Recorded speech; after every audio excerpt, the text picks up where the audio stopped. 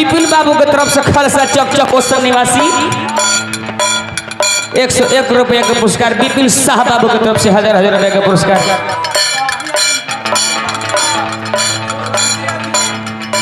ढेर सारा हमारा विपिन गुरु जी की तरफ से 1000 रुपये का पुरस्कार। लगवा कहले अंतरा के भाव लगा मोहन बाबू लेकवा कहले कि माई कालिदास करिया के ए माई कालिदास करिया के अरे रहिया बतावलू भूलल डगरिया मैया आके सिखा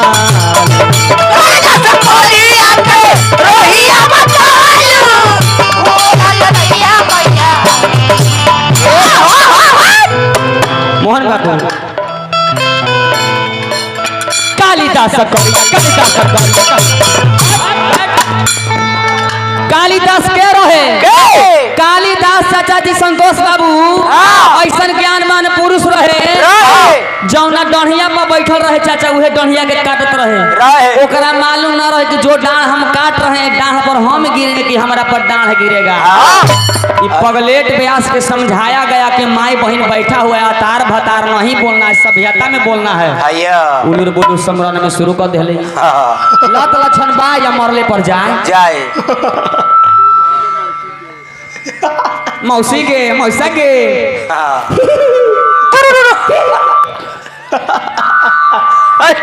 जब करनी तस भोग होता नरक जाता फिर क्यों पछताता दी भैया दी आज लोथवा के मोथवा ना सही कर जे कह से आई हमरा श्री मुनेश्वरी देवी लड़का के नाम दीनानाथ बाबू की तरफ से 1000 रुपये का पुरस्कार दी भाई।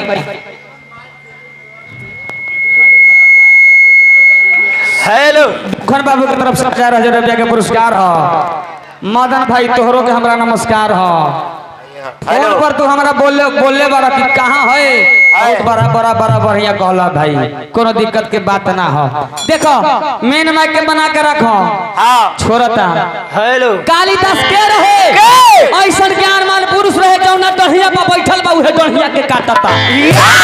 मालूम ना बा कि जो डाढ़ हम चाचा जी काट रहे हैं इस डाढ़ पर लोथा गिर के मर जाएगा कि लोथा बच जाएगा। एगो विद्योतमा नाम के पढ़ल लिखल लड़की रहली सुंदर से सुंदर लड़का चल जो हमारा संतोष बाबू ऐसा लड़कियां सदिया काट देते हैं। साधु महात्मा के नजर पड़ गई कालिदास पर कालिदास के लेके चल गईले कहले कि एकरा से बियाह करबो। विद्योतमा कहले कि हमारे 2 क्वेश्चन का सही आंसर देगा तब बियाह कर लेंगे। कहले क्वेश्चन पूछो तो उहे एगो अंगुरिया उठा के आ कालिदास के सामने विद्योतमा लड़किया मोहन बाबू लड़किया कल गिरे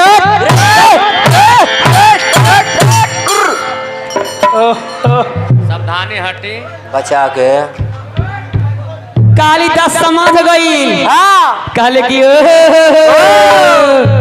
तोरा कहे के मतलब कि हम कम्बल ओढ़ के नहीं आए हैं जैसे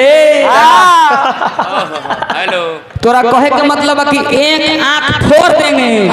तो कालिदास अपना दोनों अंगुरिया निकाल के अब विद्योतमा के सामने कहले कि तनी हमरो वाला ले ले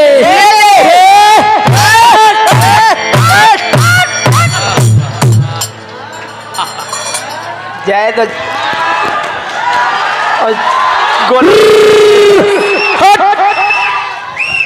संति विद्योतमा कहली हमारे कहने का मतलब ये नहीं था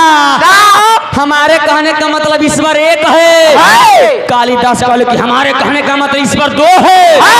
एक साकार एक निराकार। साकार जो मूर्ति रखा हुआ है मूर्ति रख के माता बहन जो पूजा कर रही साकार पूजा है। निराकार पूजा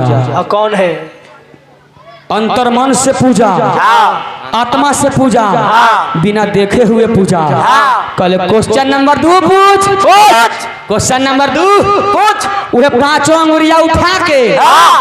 5 अंगुरिया विद्योतमा उठा के कालिदास के सामने कह ये कहा बच्चा तब कालिदास कहल कि ओ तोरा कहे के मतलब कि तुमको थाप से मारेंगे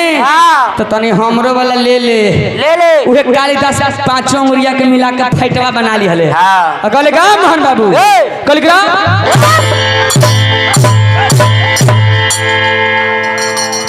कहले कि देखो भगवो कि ना भगवो तोरा कहे के मतलब कि थाप से थपिया देंगे विद्वत्मा कहली कि हमारे कहने का मतलब ये नहीं था हमारे कहने का मतलब है समिति साहेब आई हमरा राम प्रवेश बाबू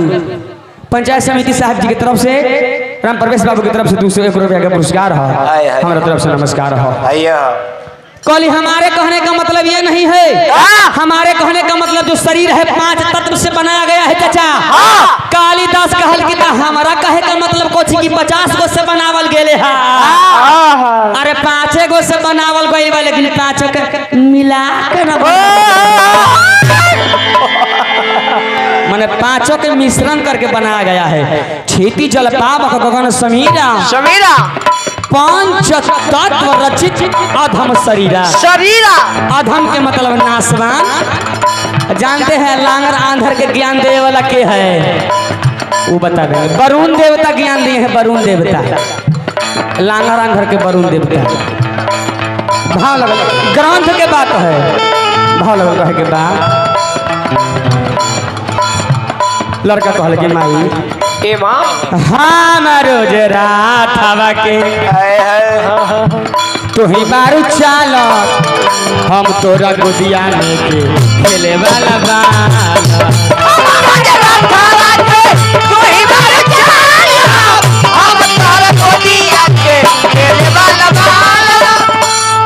ए माई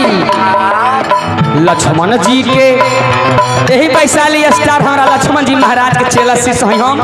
कहे के बाद लक्ष्मण जी के पगड़ी के बचाई ना अरे लक्ष्मण जी के पगड़ी के बचाई ना